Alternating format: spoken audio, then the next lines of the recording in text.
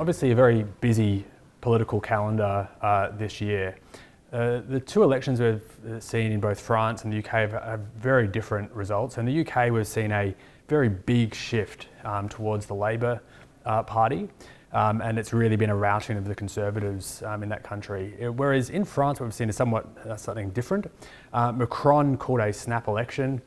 His intentions very much were to try to really reduce the power and the growing support of the far-right movement. And in that result, what actually ended up happening when you had the National Assembly vote, you ended up with more of a hung parliament.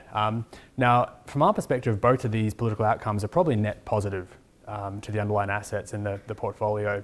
So if I start with the UK, there's a couple of things that we think about. We invest in that market through regulated utilities and electric, water and gas. So we start with electric. What you find is that the Labour Party has tended to be supportive of renewables.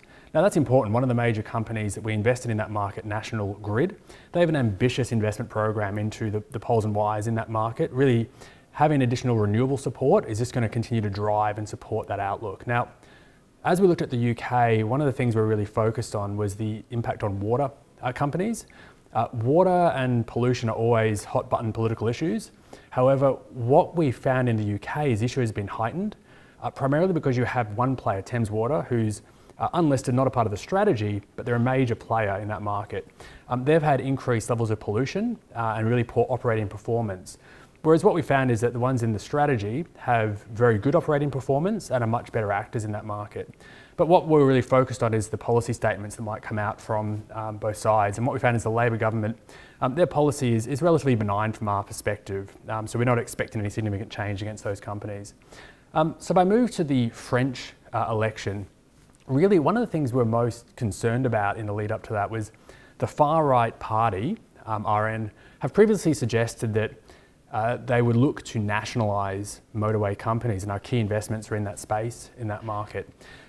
Our concern was, whilst we don't believe it's possible under the contracts they have in that market, the concern was it would create a lot of uncertainty for those businesses. Now, what we've seen as such is not only has the far-right not gotten the support that was originally polled, but they've actually been moved down. You've seen the left actually take more control, notwithstanding the fact that it's a very split assembly now and no one has a strong balance of power.